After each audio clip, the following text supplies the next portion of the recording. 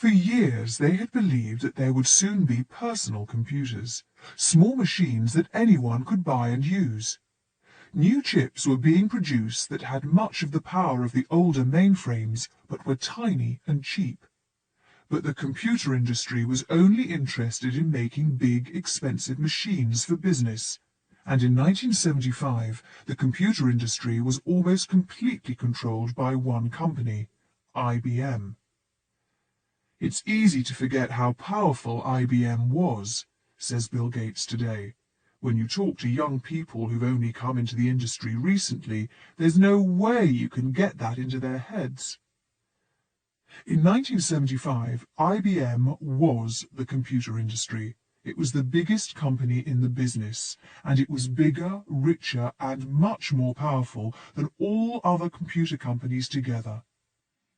If IBM saw no future for personal computers, how could the Altair succeed?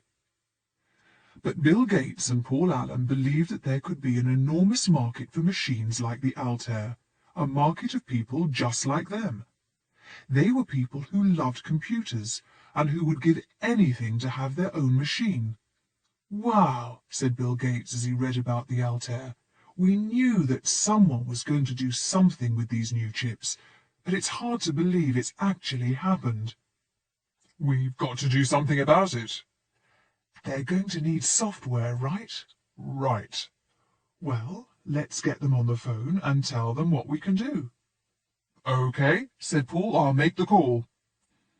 The company that was making the Altair was called MITS in Albuquerque, New Mexico, nearly 3,220 kilometers away from Harvard. The company was owned by a man named Ed Roberts. Paul phoned Ed. "We've got a really good program, and it's just for your machine," he said. "It's nearly finished, and we'd like to come and show it to you." "Fine," said Ed Roberts. "I'll meet you at the airport."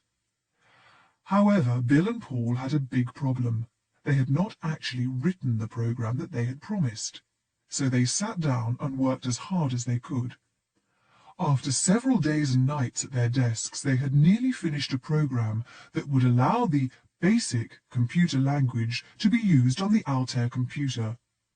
But the day before the trip to Albuquerque, Paul said, "There's still a problem, Bill." "What? Everything looks fine to me." "No, not a problem with the program. We haven't got enough cash to fly all the way to New Mexico." "How much have we got?" "Just enough for one ticket." "Well, why don't you get some sleep?" said Bill. "I'll stay up and finish the program, and you can fly down and show it to Ed Roberts." So Paul Allen flew down alone. When Ed Roberts met him at the airport in Albuquerque, Paul was surprised. He expected the boss of a new technology company to look rich and powerful, but Ed seemed like Paul himself, but older. He was an engineer dressed in jeans who drove an old van, and MITS's factory and office was a very ordinary building in a cheap area of the town. It looked like any small engineering factory on the edge of a city. But it was the birthplace of the personal computer, the machine that would change the world more than anything since the invention of the motor car. Ed Roberts did not really want to be the father of the personal computer. He wanted to be a doctor. But he had always loved engineering, and he read all the books he could find about making your own machines. After a period in the Air Force, engineering seemed the best way to make a living. But by 1975, Ed Roberts owed almost $400,000, and MITS was close to going out of business. The company sold equipment to people whose hobby was electronics. With parts from MITS, these people could build their own electronic calculator for less than $100. At this time, a similar machine cost 4 times as much in a shop. But other bigger companies quickly entered the market, charging even lower prices than MITS. Soon Ed Roberts needed $65,000 just to stay in business. But he had an idea for a new product. He explained it on a cassette tape that he sent to his friend Eddie Curry. Ed and Eddie exchanged cassette tapes because they were speaking so often on the telephone that they could not afford the bills. One day Eddie received a tape on which Ed sounded even more excited than usual. "I'm going to build a computer," he said, "something anyone can buy. And there are people out there who will buy it. People like us, who want a computer more than anything else. All the computers in the world seem to be locked up in enormous organizations, guarded by priests in white coats. I can end all that. Everyone can have their own machine. They can do anything they want with it. It'll be wonderful. I'll make it so cheap that no one can afford not to buy it." Eddie Curry thought that this was just another of Ed's crazy ideas. A complete computer. Only IBM did that. In fact, Ed Roberts had no idea how difficult the project was going to be. But he did have a brilliant starting point, the new 8080 chip from Intel. The chip was as powerful as the mainframes from a few years ago, and if he could only buy the chip cheaply enough, he was sure his plan would work. He phoned Intel. "How much do you want for the 8080? "They're worth $350 each." "That's too much," said Ed, "but I need a lot of chips. What would the price be for a big order?" "Well, how many chips do you need?" Eventually Ed Roberts got the price down to $75 per chip, but only if you bought a very large quantity of chips. Of course, this meant that he could only save his business if he sold lots of the computers that he was going to build with the chip, and he needed more money before he could start. Ed went to his bank for a meeting late one night. He explained his plan to build and sell a personal computer. Finally, he said, "The question is, do I close down MITS, or do you lend me $65,000? "How many machines will you sell in the first year?" asked the banker. 800, said Ed. "That sounds very optimistic." The bank manager was doubtful that Ed Roberts could sell very many personal computers, but he was persuaded by Ed's positive attitude. So Ed got his money and announced the Altair, and within a month he was getting 250 orders every day. It seemed there were lots of people like Paul Allen, Bill Gates, and Ed Roberts himself, people who wanted their own computer. In fact, some people were so enthusiastic that they camped outside Ed's factory while they waited for their Altairs. They were in love with the idea of personal computing.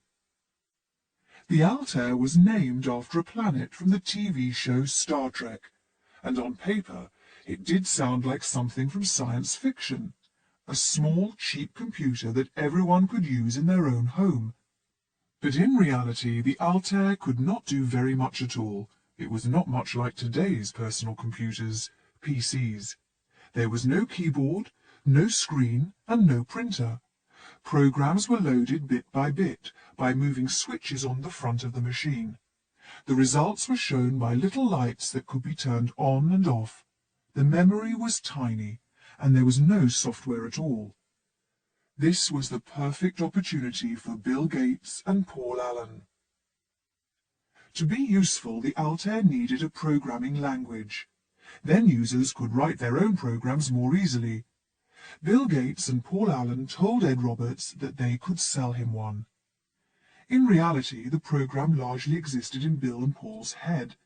Even after they had written the software, they did not have a chance to run it on a computer before Paul went to New Mexico. When Paul arrived at MITS and met Ed Roberts for the first time, he was nervous. "I hope this works," he said. "So do I," said Ed. In fact, Paul thought that probably the program would not work, and he became even more nervous as all of the people at MITS gathered around him. He loaded the software onto the Altair one instruction at a time. Every mistake meant that he had to start again. Finally, all of the instructions were loaded into the tiny computer's memory. Paul pressed the last switch, and held his breath. It worked. Paul could hardly believe it. The program ran, and it could do some things that no one had ever seen on an Altair before. "You're hired. Finish the program and we'll sell it," said Ed Roberts. If the program had not worked, there might not be a Microsoft today. But Paul phoned Bill Gates in Harvard and told him, "Come on down, we've got a job." Bill came to New Mexico, and he and Paul lived across the street from MITS. Their apartment became very crowded because they hired some of their school friends to help them to finish the program. They all lived together with loud music playing most of the time. It was great fun, but Paul soon became worried that they would never finish the program. Bill always seemed to delay doing any work on the software. "Don't worry," said Bill. "I know how to write it. I have a design in my head. I'll get it done. Don't worry about it, Paul." But Paul was worried because he knew Bill was due to go back to Harvard soon. Bill was still a student, and the university had strict rules.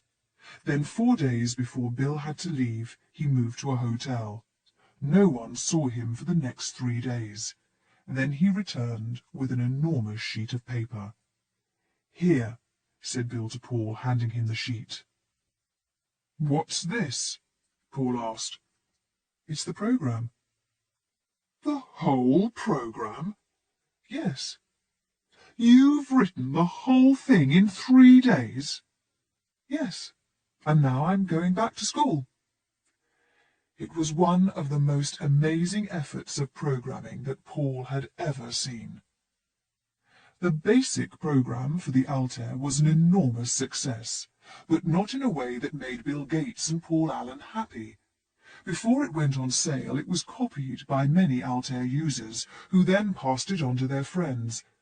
There was no tradition of paying for software among computer engineers. Most of them did not think it was wrong to copy a good program, but to Bill and Paul, this copying was theft. Bill wrote a letter to a computer newspaper complaining about the copies. The letter soon became famous, and it caused a lot of anger among Altair users. It did not make many of them change their minds about copying software, but the letter did succeed in advertising the fact that Bill Gates and Paul Allen had written the best-known program for the new Altair. More work was sure to follow. Bill soon left Harvard, and Paul left his job as an engineer at Honeywell. They saw that even small computers, microcomputers, would need software, so they called themselves Microsoft. Their company would one day be more powerful than IBM. This was the beginning of a new industry. The Altair created great excitement among all the people like Ed Roberts who really wanted their own computer.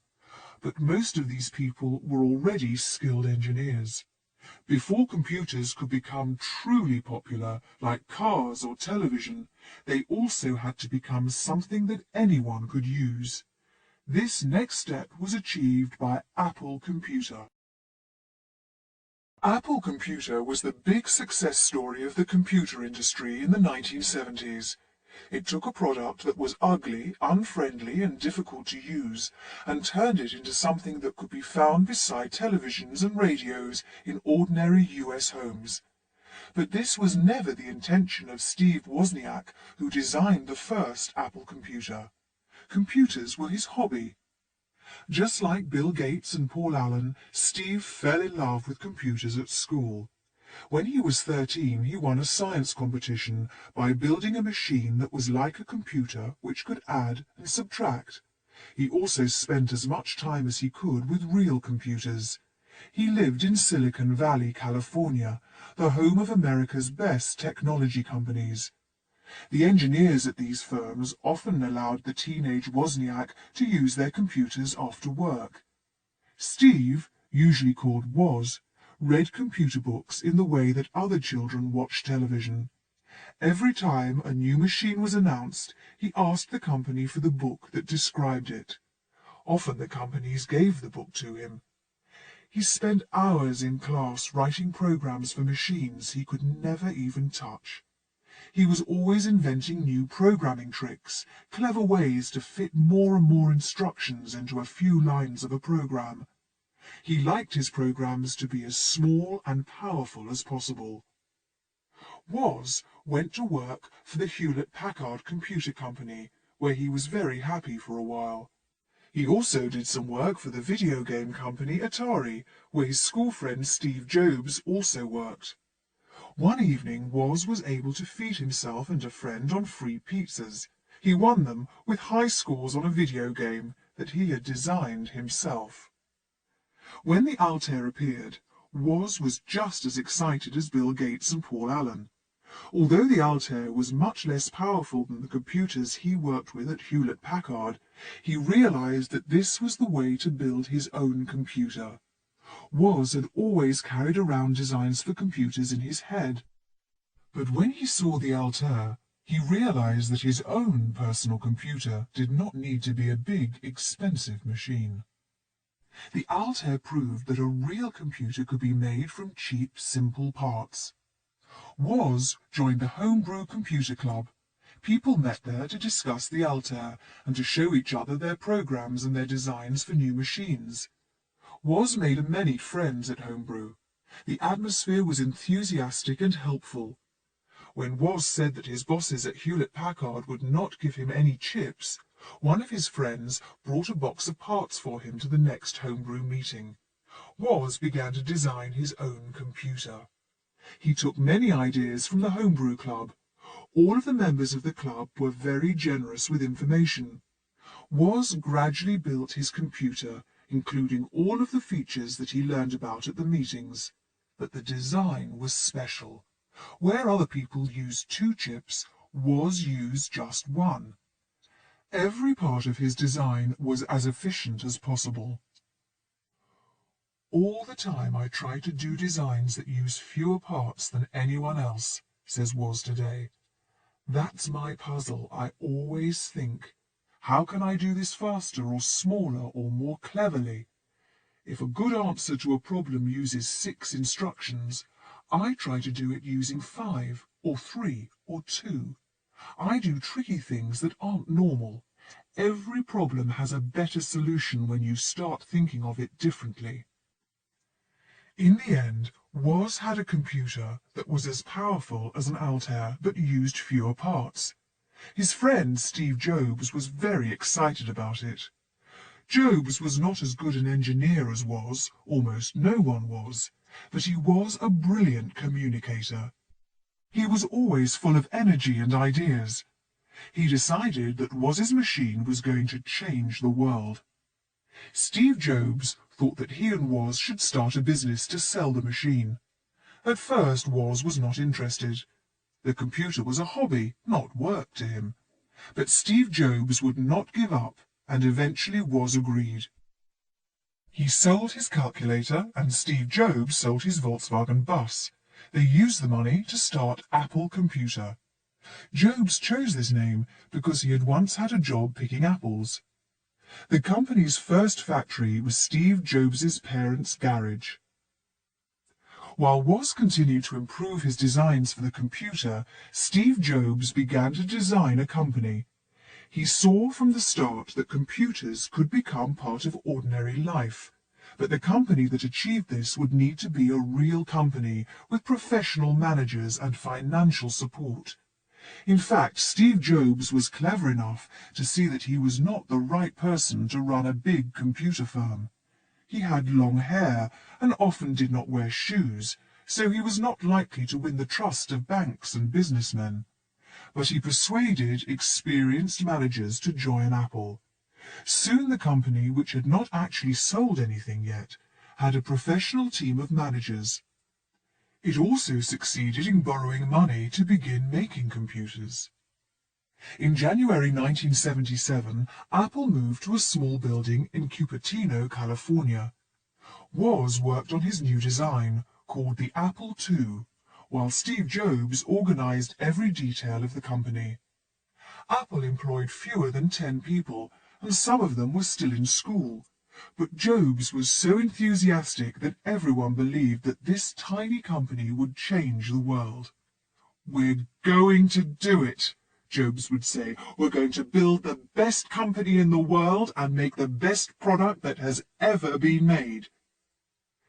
People at Apple often worked all day and all night. They were designing a very different computer to the machines that were already for sale. Steve Jobs wanted to sell computers to everyone, not just engineers. So it was important that the Apple II should look friendly and be easy to use. He hired an industrial designer who produced a smooth, narrow plastic case for the machine. At a time when most computers looked like scientific instruments, the Apple II was pale brown, and all of its screws were hidden. The Apple II was introduced in April 1977 at a trade fair in California. This was a very new idea. Before the Altair, no one paid to visit a computer show, but by the time of the fair, there were many thousands of people who wanted to find out more about this new hobby. At the trade fair, Apple Computer rented 2 of the best spaces near the entrance to the hall. The company also spent money to make sure that people noticed it. Almost all the other firms at the show used paper and glue to make their signs, but Apple paid for professional designers. Big, bright plastic signs showed the 6-color apple that represented the company.